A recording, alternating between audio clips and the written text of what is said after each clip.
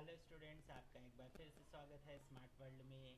और आज हम देखने वाले हैं history 7th standard first chapter page number 2 का एक्सप्लेनेशन इन हिंदी। राइट, सो शुरू करते हैं। वीरगाला, ठीक है, देखिए ये वीरगाला का समाधि and all that places, personal details etc. Similarly, we also learn about the financial transaction and economic conditions prevailing at that time।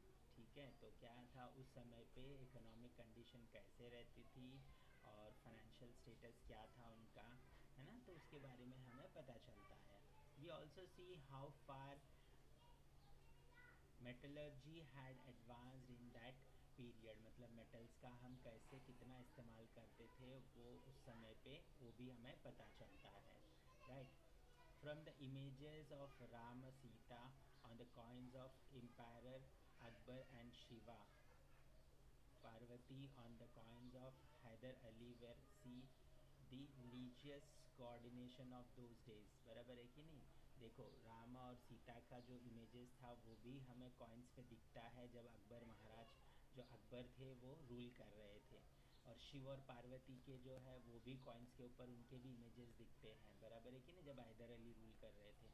तो हमें इससे बहुत कुछ पता चलता है कि उस समय रिलीजियस बिलीव्स कैसे थे, कौन सी रिलीजन मान्यता में थी। The Peshwas used to use the Arabic और Persian language on their coins. ठीक है, जो पेशवास थे वो क्या करते थे, उनके कॉइन के ऊपर अरबी या पार्शियन लैंग्वेज में जो है अपने बारे में लिखवाते थे। This throws light on the use of language in that period, मतलब उससे ये पता चलता है कि उस समय पे भी भाषा थी। And inscription is a carving on a stone. ठीक है, इंस्क्रिप्शन का मतलब क्या होता है, देखो जैसे इसमें उर्दू में यहाँ पे कार्विंग और पारसी में कार्विंग करके रखा गया है ना, तो ये कार्विंग जो होता है, राइट, उसके ऊपर जो इंग्रीव किया जाता है, जो बनाया जाता है, उसे कार्विंग कहा जाता है। राइट, इंस्क्रिप्शन कहा जाता है। और अ वॉल, ठीक है, दीवारों पर भी इंस्क्रिप्शन होता है। For example the inscription found in the Briha Brihadeeswara temple premises in Thanjavur. ठीक है, तंजावुर में देखिए जो बृहदीश्वर टेम्पल है उसके ऊपर काफ़ी सारा इंग्रीव्ड कंटेंट्स मिला है। ठीक है, चलिए मैं दिखाता हूँ आपको। देखिए ये बृहदीश्वर टेम्पल है, इसके अंदर देखिए ये जो पूरी कार्विंग है ना, इसके ऊपर कैसे कार्विंग की गई है, देखिए बराबर से। राइट,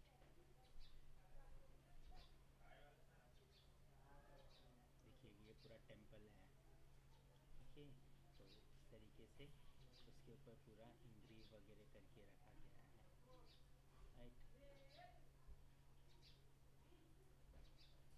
ये देखिए इसके पीछे जो यहाँ पर ये लड़की के पीछे जो दे है ना, पूरा जो उसके ऊपर इंग्रीव करके रखा गया है, पूरा लिख करके रखा गया, दिख रहा है आपको? तो ये सब है इंग्रीव करना। Many inscriptions of the period of Chalukya, the coin of the Peshwa period, ये पेशवाओं के टाइम पे पार्शियन लैंग्वेज इंक्रीव करके रखा गया था। A coin of Hyder Ali, देखिए हैदर अली के टाइम पे ये ऐसे इंक्रीव करके रखा गया था, है ना। Right, so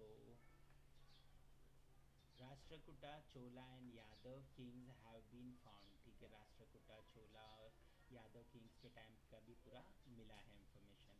and inscription is considered to be very important and reliable sources of history. ठीक है, तो इंस्क्रिप्शन जो होता है, जो दीवारों पे इंस्क्रिप्ट करके, केव्स में इंस्क्रिप्ट करके रखा गया है, जो टेम्पल्स में इंस्क्रिप्ट करके रखा गया है, ये बहुत ही इम्पॉर्टेंट माना जाता है हिस्ट्री को पढ़ने में या हिस्ट्री को समझने में। रिलायबल सोर्सेज मतलब विश्वास किया जा सकता है, रिलायबल मतलब विश्वास करना। It helps us to understand features like the language. ठीक है, ये हमें मदद करता है क्या समझने में, लैंग्वेज समझने में, उस समय की भाषा को समझने में। स्क्रिप्ट्स, उनका लिखावट कैसे था, उनकी जो वर्ड्स थे वो कैसे थे। Social life of that period, उस समय पे लोग कैसे मिलजुल करके रहते थे, किस तरीके से रहते थे। Inscriptions carved on sheets of copper are known as copper plates. ठीक है, जो इंफॉर्मेशन, जो चीज़ें कॉपर प्लेट पे लिखी जाती थी उसे क्या कहा जाता था, कॉपर प्लेट्स कहा जाता था। मतलब इंक्रीव किया गया है कॉपर प्लेट में। edicts, verdicts, etc. are inscribed inscribed on copper plates, ठीक है। कॉपर प्लेट्स पे जो है रॉयल मतलब जो राजा आदेश जारी करता था ना, या उनके जो कानून होते थे वो सब जो है क्या होता था, वो कॉपर प्लेट पे ही इंक्रिप्ट किया जाता था, ठीक है। चलिए देखते हैं इसे भी। देखिए ये सब है कॉपर प्लेट पे बनाया हुआ है ना, देखिए कॉपर्स पे बनाया हुआ है, अलग अलग मटेरियल्स पे बनाया हुआ है, तो इसे क्या कहेंगे, वेडिक्ट्स। तो ये सब ऐसे बनाया जाता था। Do you know चैत्यास, विहारास, temples, churches, mosques, agrarias, dargahs, mukbaras, gurudwaras, monuments, sculptures, wells, minarets, village boundaries and gates, weapons, utensils, ornaments, clothes, decorative articles, toys, implements, musical instruments are all material sources of history, है ना। ये सब चीज़ें जो बताई गई है वो सब क्या है, मटेरियल सोर्सेज है ना, ठीक है। जो चैत्यास होते थे उनके मेल मिलाप का जो जगह होता था, विहारास जो होते थे जो घूमने फिरने की जगह होती थी, टेम्पल जो मंदिरें होते थे, चर्चेज है ना जो चर्च होते थे, मॉस्क्यूज जो मस्जिदें होती थी, अग्रारीज जो पारसी लोगों के मंदिर होते हैं, दरगाह जो मुसलमान लोगों को है ना, मुकबरास जो होते थे वो भी, गुरुद्वारास जो है सिख लोगों के, मॉन्यूमेंट्स जो याद के रूप में बनाया जाता था, स्कल्पचर्स जो स्ट्रक्चर बनाया जाता था उनकी, माइनरेट्स, विलेजेस, उनका जो गांव होता था, गांव की बाउंड्रियाँ होती थी, वो जो गेट बनाया जाता था, तो ये सब क्या है, मटेरियल सोर्सेज ऑफ हिस्ट्री इसे कहते हैं। रिटर्न सोर्सेज समझ में आ गया, मटेरियल सोर्सेज आपको काफ़ी अच्छे से समझ में आ गया होगा। अभी हम देखते हैं return sources. We learn about significant historical events in the medieval period from sources like the writing style of scripts like Devanagari, Arabic, Persian, Modi etcetera, ठीक है। तो ये क्या है, अलग अलग तरीके के लैंग्वेजेस हमें मिले, किसमें, मिडेवल हिस्ट्री में।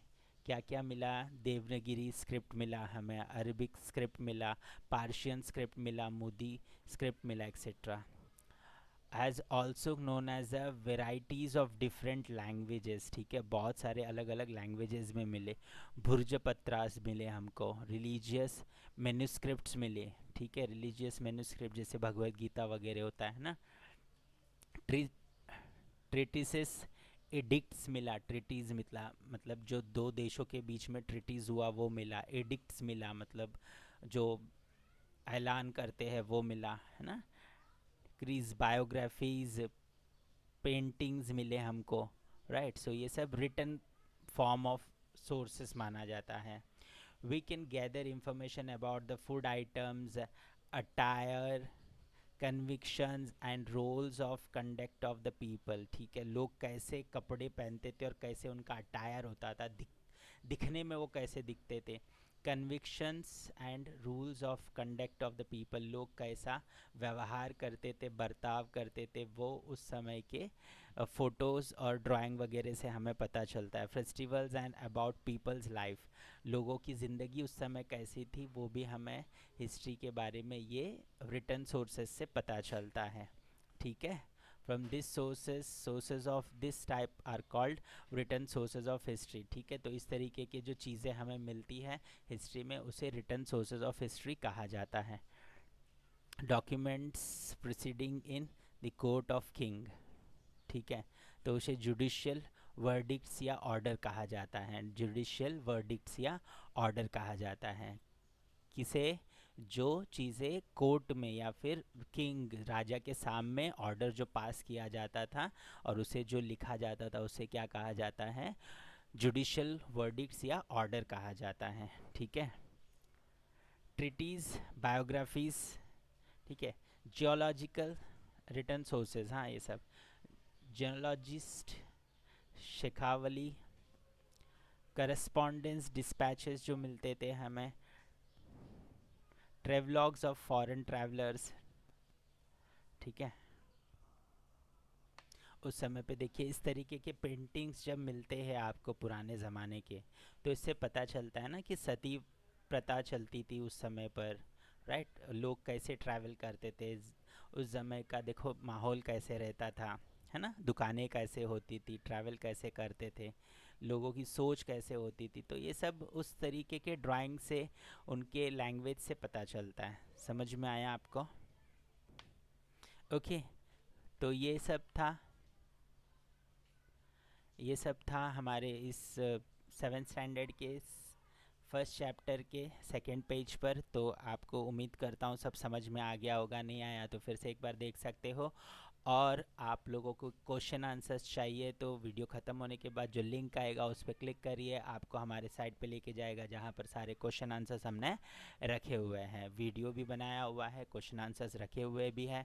और वहाँ पर अगर आप जो है रजिस्ट्रेशन करते हो आपका, तो आपको फ्री में ट्यूशन्स की सुविधा भी हमने उपलब्ध कराई हुई है। तो बस रजिस्टर करिए और उसका फ़ायदा उठाइए। All the best.